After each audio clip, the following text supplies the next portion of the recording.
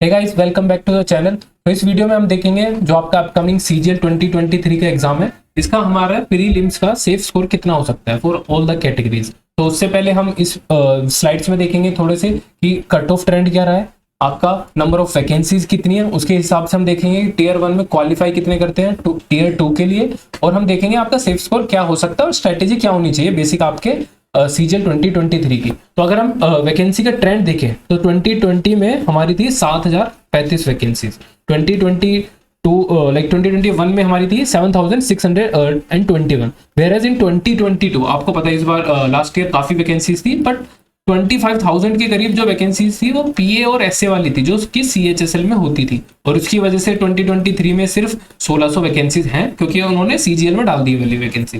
ठीक है, तो ओवरऑल देखा जाए तो 10 से 12,000 ही वैकेंसीज थी अगर हम डिसेंट वैकेंसीज की बात करें, और मोर ऑफ द वैकेंसीज जो थी वो आपकी साउदर्न रीजन में थी, नीचे वाली साउथ साइड थी। बट इन 2023 आपकी 7,500 वैकेंसीज तो अभी है ही, थोड़ी सी और बढ़ सकती है, क्लोज टू 8,000 हो सकती है। ठीक है, बट इंपॉर्टेंट पॉइंट क्या है, इसमें मोस्ट ऑफ द वैकेंसीज आपकी नॉर्दर्न रीजन पे है। तो जो नॉर्थ के बच्चे होते हैं जिनको होम स्टेट चाहिए होता है, पास का घर चाहिए होता है, फिर पास का रीजन चाहिए होता है, बेसिकली एनआर रीजन चाहिए होता है, तो उनके लिए अच्छा चांस है क्योंकि वैकेंसीज काफी डिसेंट है इस नॉर्दर्न रीजन में।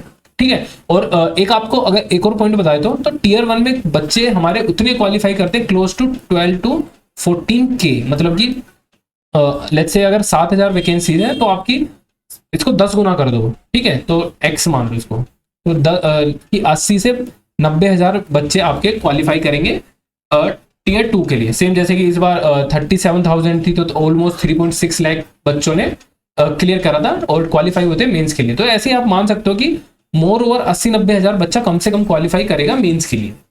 वो क्लोज टू 1 लाख भी हो सकता है, बट 90 से 80-90,000 तो मिनिमम हो गई। अगर हम कट ऑफ देख लेते हैं टीयर 1 की कितनी गई है, 2020 में हमारी गई थी, अगर हम यूआर की बात करें 132। ठीक है, बट ये नॉर्मलाइज कट ऑफ होती है। ठीक है, उसका भी फंडा बताऊंगा। OBC it was close to 120 and for SC ST it was close to 194 let's say.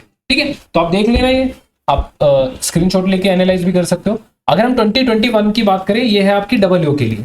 ठीक है, जो कि हमारी असिस्टेंट ऑडिटर पोस्ट के लिए होती है, तो उसकी कट ऑफ थोड़ी हाई जाती है। तो ये बच्चे जो क्वालिफाई करते हैं ये इसका अलग से पेपर दे सकते हैं एडिशनल, अगर वो देना चाहे ऑप्शनल होता है, अगर नहीं भी देंगे कोई फर्क नहीं पड़ता, दे सकते हैं। तो उनके लिए एडिशनल ये पोस्ट के लिए वो एलिजिबल हो जाते हैं। बट हमारा मेन पार्ट होता है ये वाली पोस्ट जो कि फॉर ऑल अदर पोस्ट होती है अपार्ट फ्रॉम डब्ल्यूओ एंड जेएसओ वगैरह। तो इसकी भी आप कट ऑफ देखते हो 130 के करीब है, बट ये डिपेंड कर रहा है। देखो 2021 की कट ऑफ देखना, क्योंकि वैकेंसी इनमें 7,000 7,500 थी और इस बार भी 7,000 7,500 है। ठीक है, तो आपकी कट ऑफ यूआर की गई थी 130, ओबीसी की गई थी क्लोज टू 120 में दोबारा लूंगा सेफ के लिए, और ईडब्ल्यूएस की 115 ले लो आप, 109 गई है बट 112 ले लो चलो। ठीक है, और एससी एसटी अगेन 95 एंड इसकी एसटी में कम गई है तो 82, ये देख सकते हो आप। और ये तो आपके डब्ल्यू वाले के लिए जो हाई डब्ल्यू एम कर रहे हैं उसके लिए हेल्प हो जाएगी। तो आप देख सकते हो कितनी कट ऑफ गई है आपकी रिस्पेक्टिव कैटेगरी के हिसाब से। अगर हम 2022 की देखो तो आपको पता है 37,000 वैकेंसीज थी, तो जब वैकेंसी ज्यादा तो क्वालिफाई भी ज्यादा बच्चे करे तो कट ऑफ कम गई। देखो 115 गई, जहां पर 7,500 वैकेंसीज थी या 7,000 थी वहां जा रही थी 130, यहाँ गई 120।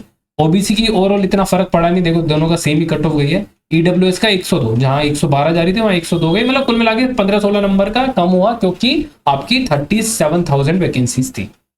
सेम फॉर डब्ल्यू आप देख सकते हो, बट इसमें आप 15-20 नंबर ऐड कर देना अगर आप इस साल के लिए डब्ल्यू का टारगेट कर रहे हैं।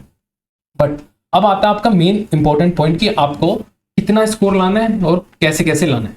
राइट, अब देखो मेरा फंडा क्या होता था, पहले मैं अटेम्प्ट करता था रीजनिंग, फिर जीके, फिर इंग्लिश, फिर मैथ। अब ये आपका स्ट्रेटेजी होना चाहिए अपकमिंग 25 दिन के लिए, क्योंकि हालांकि 25 दिन ही बचे हैं, 14 से आपके एग्जाम है।